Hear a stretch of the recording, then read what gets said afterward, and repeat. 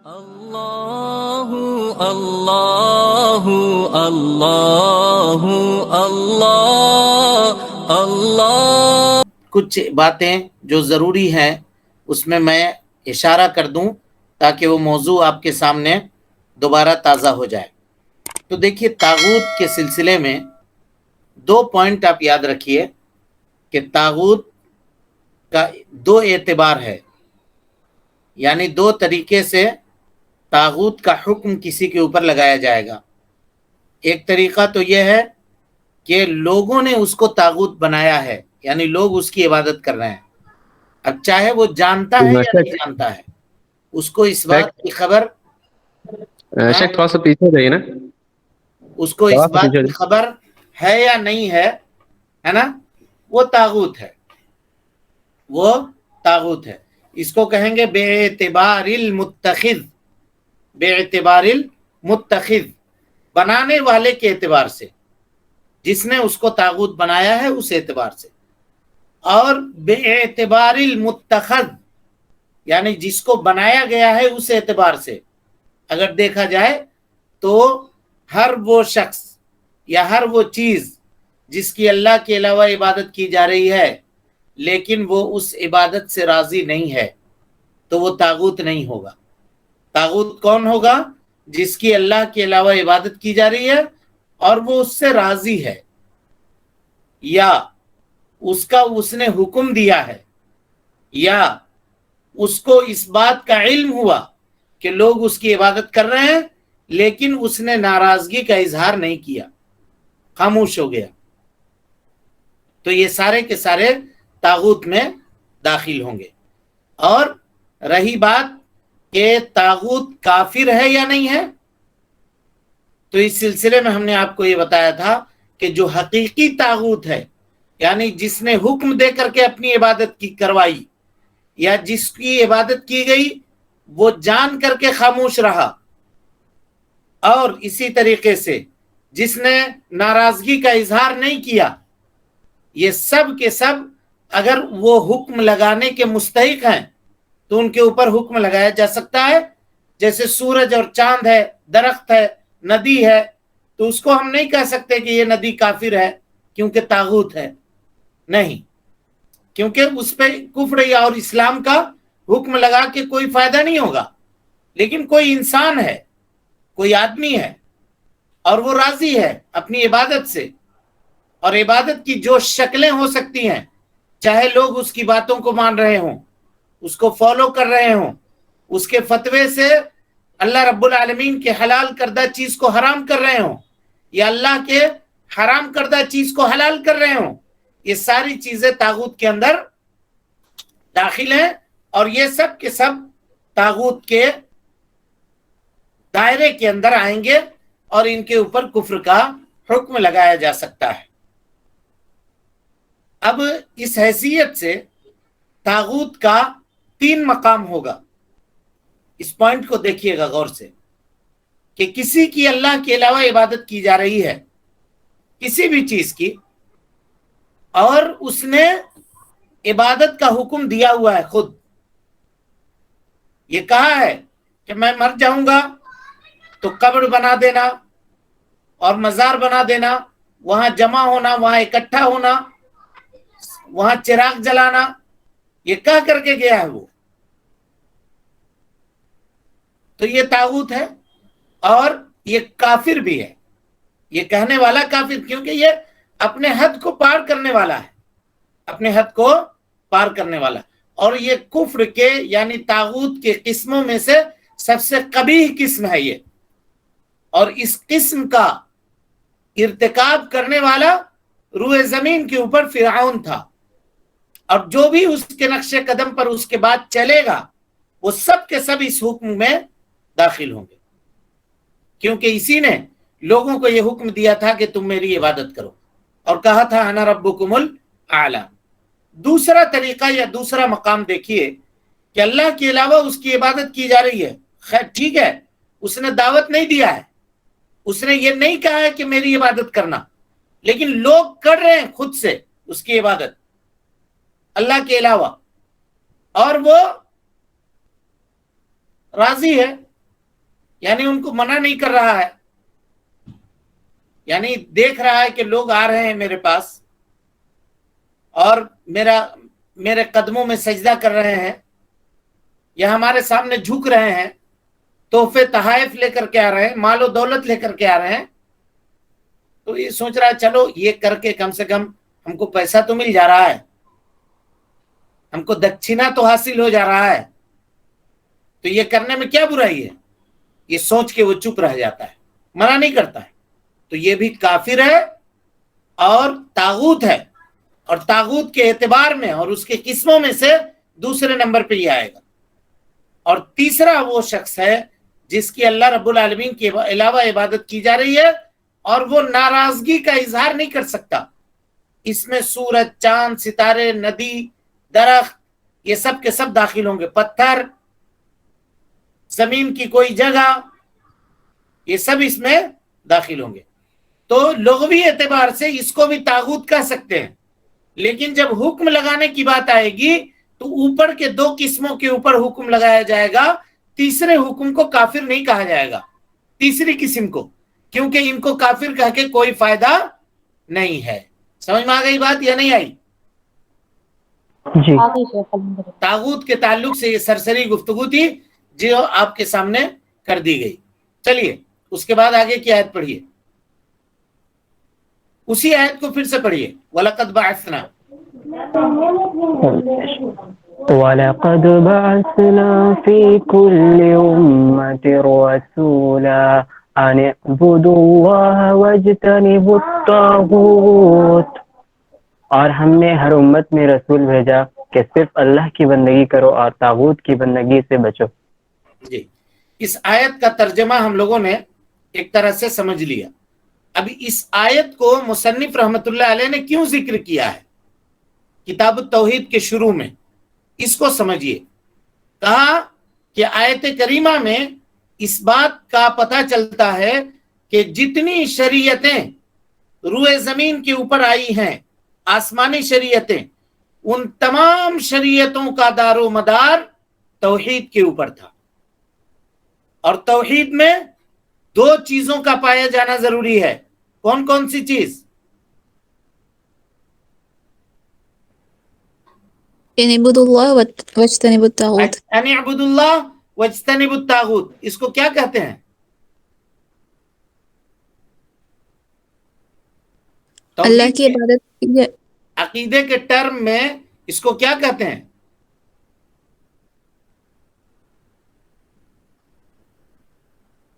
जी, इस्बात और नफी, इस्बात नफी, इस्बात और नफी, इस्बात और नफी। अनिअ्बुदुल्लाह ये इस्बात है, सिर्फ अल्लाह की इबादत करो, वज्तनिबुत तागूत और ये नफी है। और इसी को अगर दूसरे माने में पलट करके आप कहिएगा तो इसको क्या कहेंगे? अम्र और नहीं, अम्र और नहीं, अम्र और नहीं कहा जाएगा, नहीं, नहीं, नहीं, अम्र बिल मारूफ और नहीं अनिल मुनकर। यहां पे एक नुक्ते को समझिए गौर से। हम लोग ये जान चुके कि जितनी शरीयतें इससे पहले आई थी, उन शरीयतों में दावत का तरीका क्या था जी?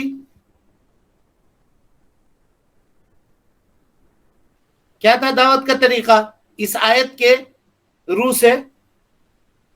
तौहीद की दावत अल्लाह की करना, तरफ शिर्क से मना करना, अम्र बिल मारूफ और नहीं अनिल मुनकर। नहीं अनिल मुनकर।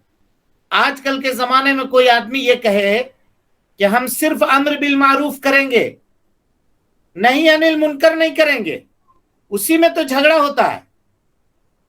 हम सिर्फ नमाज पढ़ने की दावत देंगे, अब नमाज से कोई मुसलमान इनकार करेगा? नहीं करेंगे। लिहाजा करिया करिया गांव गांव घूम घूम करके नमाज की दावत देते हैं कि ये शिर्क से मना करो। कहा नहीं नहीं नहीं नहीं, शिर्क से मना करेंगे तो लड़ाई हो जाएगी, उससे तो मार हो जाएगा, तब तो हमको वहां जाने ही नहीं दिया जाएगा।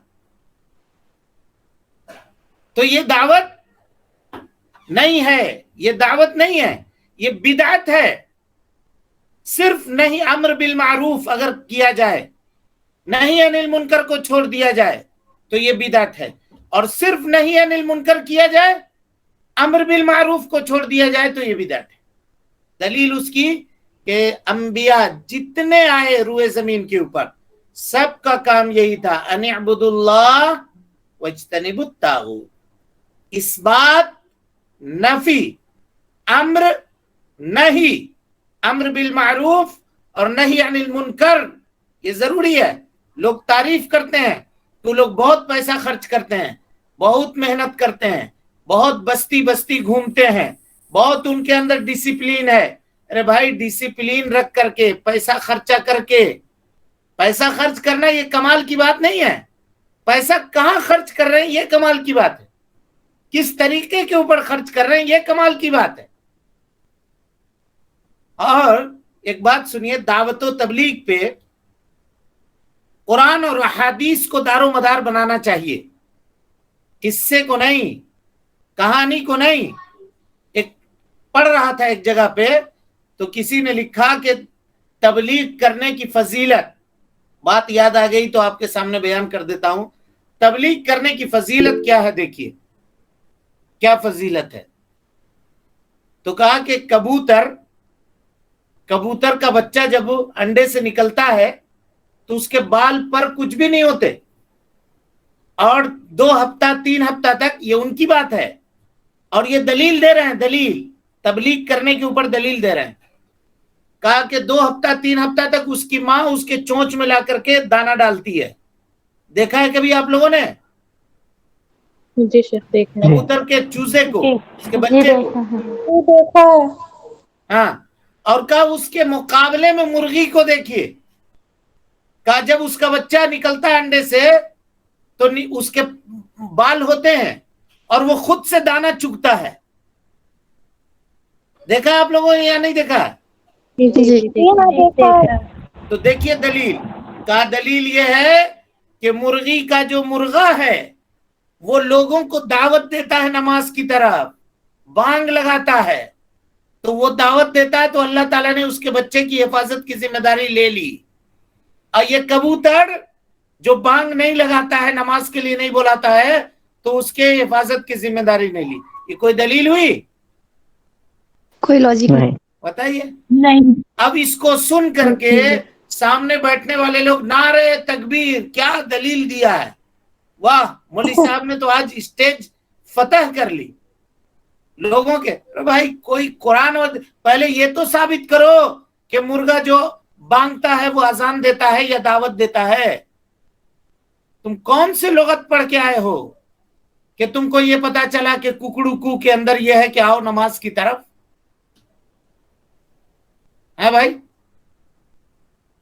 حدیث میں یہ ہے کہ مرغا جب بانگتا ہے تو وہ فرشتوں کو دیکھ کر کے بانگتا ہے، اس وقت دعا کیا کرو. گدھا جب چلاتا ہے تو شیطان کو دیکھ کر چلاتا ہے، اعوذ باللہ من الشیطان الرجیم، اس وقت پڑھا کرو. یہ حدیث ہے.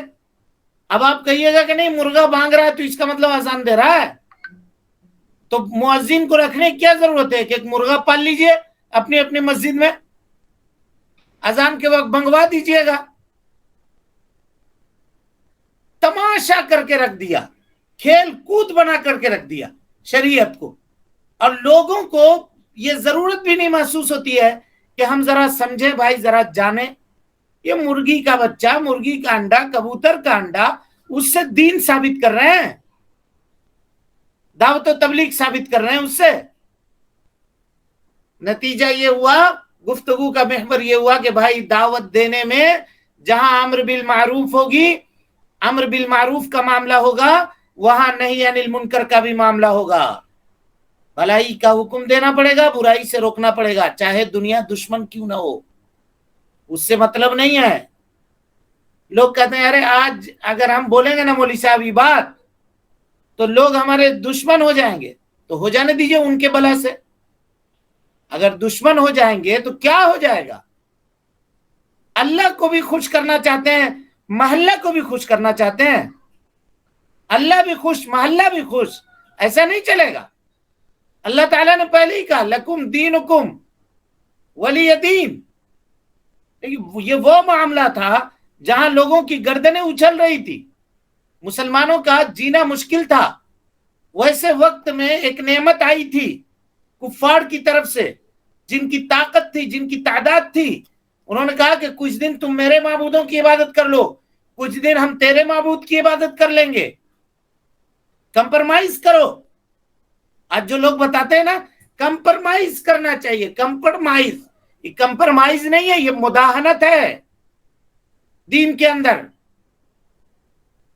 مصلحت نہیں ہے، یہ مداہنت ہے، مداہنت.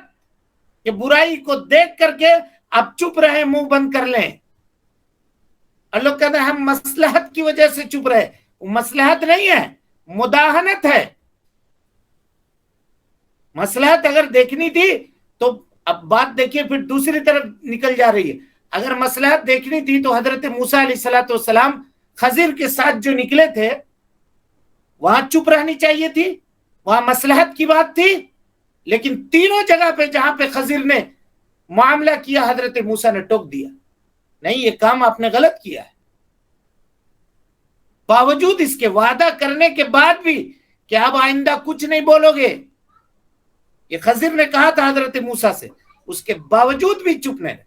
مفسرین لکھتے ہیں کہ کبھی چپ رہ ہی نہیں سکتا ہے اللہ کا نبی برائی کو دیکھ کر کے، کیونکہ وہ دنیا میں آتا ہی اس لیے ہے تاکہ برائی کو ختم کر دیا جائے. تو جو وارثین انبیاء ہیں حقیقت میں بادشاہوں کے مولوی نہیں، درباروں کے مولوی نہیں، کرسیوں کے مولوی نہیں، حکومتوں کے اور مالداروں کے عمرا اور رئیسوں کے مولوی نہیں کہ ان کے مطابق جیسا چاہے ویسا فتویٰ دیں. وہ مولوی نہیں، وہ مولوی جو وارثین انبیاء ہوگا، شریعت کو جاننے والا ہوگا، نبی صلی اللہ علیہ وسلم کے احکامات کو سمجھنے والا ہوگا اور حقیقت میں وارثین انبیاء ہوگا، انبیاء کے وارثین میں سے ہوگا، وہ کبھی کسی کی پرواہ نہیں کرے گا. لا یخافون فی اللہ لومۃ لائم. اللہ رب العالمین کے دین کے تعلق سے کسی مصلحت اندیشی کا وہ شکار نہیں ہوگا، منع کرے گا، برائی دیکھے گا، منع کرے گا، چاہے کسی کو برا لگے چاہے کسی کو اچھا لگے، اپنی بلا سے اس کو لگتا رہے. یہ بھی ٹھیک، یہ بھی ٹھیک، ایسا نہیں چلے گا. سمجھ میں آ رہی بات؟ جی. تو انبیاء کے دعوت کا مقصد کیا تھا جی؟ امر نہیں، اور توحید اس وقت تک مکمل نہیں ہوگی جب تک اس میں اس بات اور نفی نہ ہو. اس بات اور نفی نہ ہو. اس بات اور نفی کی کیوں ضرورت ہے یہ تھوڑا سن لیجئے، پھر بات کو آگے بڑھاتے ہیں. اگر ہم یہ کہتے ہیں کہ اللہ عبادت کے لائق ہے، یہ کیا ہوا؟ اس بات ہوا کہ نفی؟ اس بات ہوا. اس بات ہوا. اس سے کسی کی نفی لازم آتی ہے؟ نہیں. ایک مثال میں اور دے رہا ہوں. میں آپ کے سامنے یہ کہوں زید عالم ہے،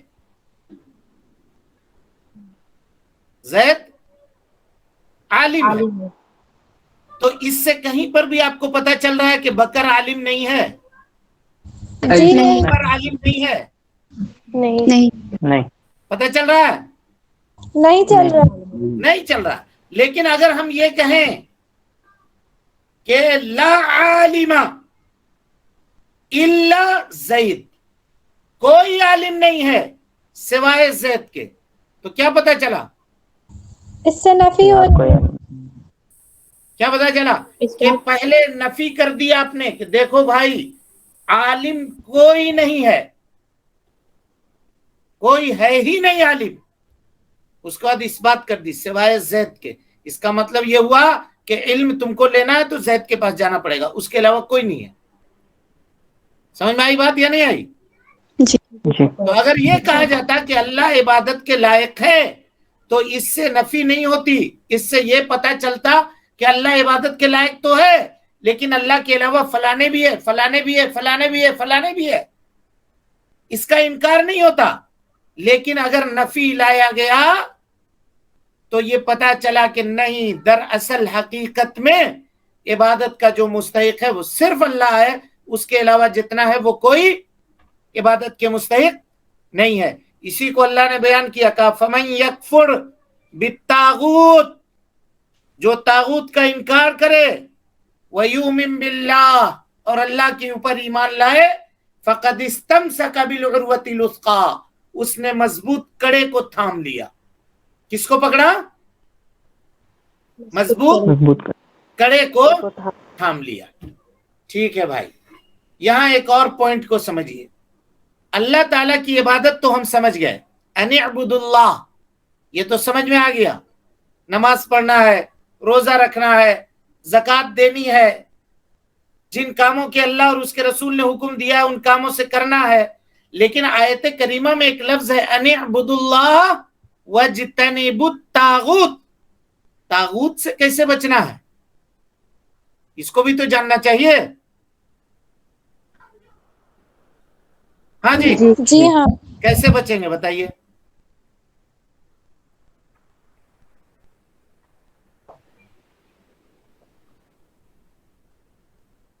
آیت کریمہ میں دو چیز کا حکم ہے، ان اعبد اللہ، اللہ کی عبادت کرو. تو اللہ کی عبادت سمجھ میں آ گئی بات. طاغوت سے بچو، کیسے بچیں گے طاغوت سے؟ سارے معبودوں کی نفی اسی کتاب سارے معبودوں کی ان اعبد اللہ سے نفی کر کے. اور جب تک نفی نہیں کریں گے تب تک توحید ہی نہیں مکمل ہوگا، اللہ کی عبادت ہی مکمل نہیں ہوگی. ہم آپ سے یہ کہہ رہے ہیں کہ عبادت کرنا ہے، تو عبادت کا طریقہ ہم آپ کو بتلا دیا کہ یہ دیکھیے، نماز پڑھنا پڑے گا، روزہ رکھنا پڑے گا، حج ہے، زکوٰۃ ہے، صدقہ ہے، خیرات ہے، یہ کام کرنے پڑیں گے. ویسی طاغوت سے بچنے کی بھی کوئی نشانی ہے کہ یہ کام کریں گے تو ہم سمجھیں گے کہ یہ طاغوت سے بچ رہا ہے؟ ان اعبد اللہ، ہاں، ان اعبد اللہ سے بچیں گے، اللہ کی عبادت کر کے طاغوت سے بچیں گے. ہاں بھائی، طاغوت سے کیسے بچیں، وہی تو پوچھ رہے ہیں، کیسے بچیں؟ اللہ کی عبادت کرنے کا طریقہ یہ ہوا کہ نماز پڑھنا ہے، روزہ رکھنا ہے، حج کرنا ہے، زکوٰۃ، یہ ساری چیزیں ہوئی. طاغوت سے بچے گا کیسے آدمی؟ اللہ نے جن چیزوں سے بچنے کا حکم دیا ان سے بچنا ہے. تو یہ تو اللہ کی عبادت ہوئی. تمام معبود جتنے بھی غیر معبود ہیں ان لوگوں کا انکار کرنا ہے. انکار کرنا یا ان سے نفرت کرنا. اب یہ بتائیے، وَاجْتَنِبُوا الطَّاغُوت میں دیوالی کی مٹھائی ہے یا نہیں داخل؟ بالکل ہے. جی ہاں بالکل. پھر فیس بک یا مفتی سب کا کیا کیجئے گا؟ کھا لینا چاہیے، لے لینا چاہیے. آپ یہاں پر آپ رہ رہے ہیں بھائی، کوئی چیز کسی تیوہار کا سمبول ہوا کرتی ہے، کسی تیوہار کا سمبول ہوتی ہے کوئی چیز. مسئلہ سمجھیے کس طرح سے طاغوت کا انکار ہوگا. ہم لوگ ان اعبد اللہ سمجھتے ہیں سب سے، واجتنبوا الطاغوت کو نہیں سمجھتے ہیں. جہاں جا کر کے مسئلہ پھنستا ہے. ہر سال دیکھیے گا کسی مطلب آپ کے یہ میں دوسرے لوگ بھی دوست ہوں گے، واٹس ایپ میں، فیس بک میں ہوں گے، بہت سارا نمبر ہوگا، لیکن کوئی نہیں لکھے گا کہ ہیپی فلاں ہیپی فلاں.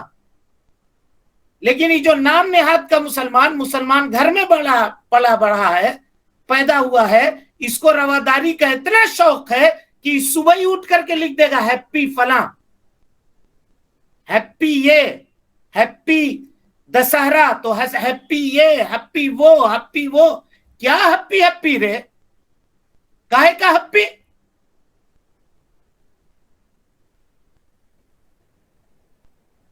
تو چوچو کا مربع کر دیا دین کو. جو جہاں سے چاہا وہاں سے مفتی بن گیا. اور واٹس ایپ فیس بک تو ہے، یہ لکھو، مارو گھٹنا پھوٹے سر، یہاں سے لا کر کے وہاں سے لا کر کے جوڑ کر کے توڑ کر کے اور ثابت کر دو. بتائیے ہم کو طاغوت سے اجتناب کیسے ہوگا؟ انکار. اٹھائیے قرآن مجید، اللہ رب العالمین فرماتا ہے وَإِذَا ذُكِرَ اللَّهُ وَحْدَهُ اشْمَأَزَّتْ قُلُوبُ الَّذِينَ سورۃ الشورى اشْمَأَزَّتْ قُلُوبُ الَّذِينَ لَا يُؤْمِنُونَ بِالْآخِرَةِ، جب صرف ایک اللہ کی عبادت کی دعوت دی جائے تو ان کے دل سکڑ جاتے ہیں، تنگ ہو جاتے ہیں. کاہے جلسہ کر رہے ہو؟ کاہے کے لیے روز 9:30 بجے لے کر کے بیٹھ جاتے ہو؟ کاہے ہی پروگرام کر رہے ہو؟ کاہے یہ کر رہے ہو؟ کاہے وہ کر رہے ہو؟ خوب کاہے کرے گا، سوالیہ نشان کھڑا کرے گا. وَإِذَا ذُكِرَ الَّذِينَ مِن دُونِهِ، اور جب اللہ کے علاوہ دوسروں کو پکارا جاتا ہے، اذا ہم یستبشرون، تو ان کے دل خوشی سے جھوم جاتے ہیں، باغ ہو جاتا ہے ان کا دل، خوشی سے پھولے نہیں سماتے ہیں کہ دوسروں کی عبادت ہو رہی ہے. یہ فرق ہے. اور جان لیجئے غیر اللہ کے لیے خوشی کا اظہار کرنا یہ طاغوت کا انکار نہیں بلکہ طاغوت کا اقرار ہے. والذین لا یشہدون الزور وَإِذَا مَرُّوا بِاللَّغْوِ مَرُّوا كِرَامًا، اللہ نے کہا والذین لا یشہدون الزور، زور کی چیزوں کو، بتوں کی عبادت کو، پرستش اور غیر اللہ کی بندگی کو دیکھ کر کے یہ لوگ اس کو سیلیبریٹ نہیں کرتے ہیں، مناتے نہیں ہیں، اس کی مبارکبادی نہیں دیتے ہیں. ارے ہم کیسا کریں گے، ہم کو تو بزنس انہی لوگوں میں کرنا ہے. کروڑوں بزنس کرنے والوں کو ہم نے دیکھا ہے جو اپنے دین کے اوپر بھی قائم ہے اور اللہ تعالیٰ ان کو چھپڑ پھاڑ کے روزی دے رہا ہے. دین کے اوپر قائم ہے، کبھی مداہنت اور سستی کو اپنے اندر داخل نہیں ہونے دیتے. اور آپ کون سا بزنس کر رہے ہیں؟ دین بیچ رہے ہیں، شریعت بیچ رہے ہیں، کھیل بنا کر کے رکھ دیا، کھیل. جب سے یہ آیا ہے نوجوانوں میں پتہ نہیں یہ کیسی لہر چلی ہے. اللہ رحم فرمائے، اللہ رحم فرمائے. بھائی آپ کس دین کے ماننے والے ہیں؟ یہ وہ دین ہے جس میں مکھی چڑھا کر کے ایک آدمی جہنم گیا ہوا ہے، مکھی چڑھا کر کے، مکھی جس کی کوئی حیثیت نہیں ہے، جس کو کھانا حرام ہے.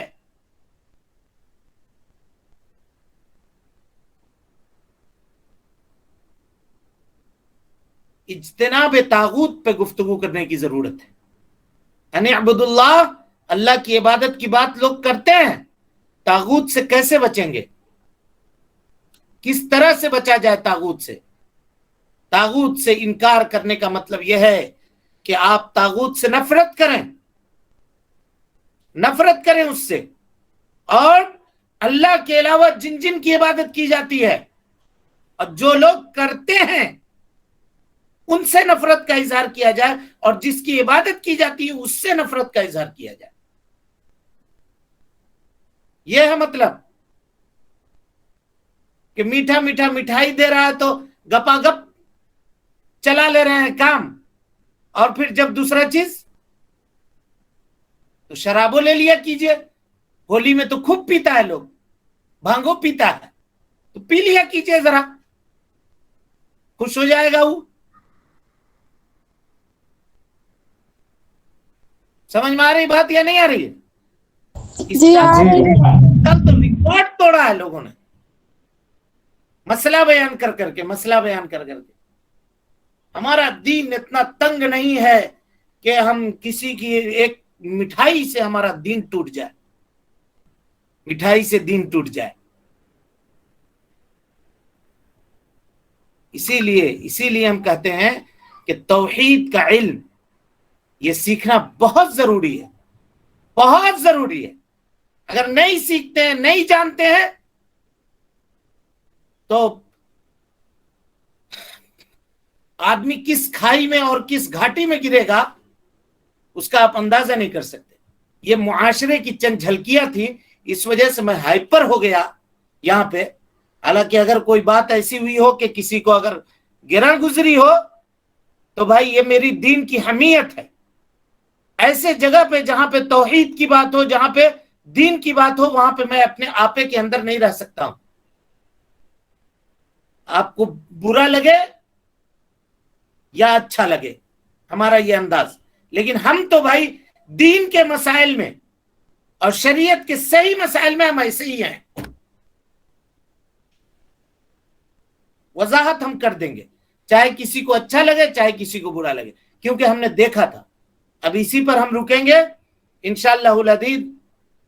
وَاجْتَنِبُوا الطَّاغُوتَ، اس پہ پھر کل سے گفتگو پھر یہاں سے آگے بڑھے گی. ہاں، اور ایک خبر آپ کو ہم یہ دے دیں کہ کل انشاءاللہ یہ درس نہیں ہوگا، صرف کل ایک پروگرام میں ہم ہیں، تو ہو سکتا ہے کہ مجھے لوٹنے میں تاخیر ہو جائے، اور پھر اس پروگرام کی تیاری بھی کرنی ہے، تو کل نہیں ہوگا، اور سوموار سے پیر کے دن سے پھر انشاءاللہ درس کنٹینیو ہوگا. آپ لوگ نوٹ فرما لیں، ٹھیک ہے؟ اور کتاب پڑھتے ہیں آپ لوگ؟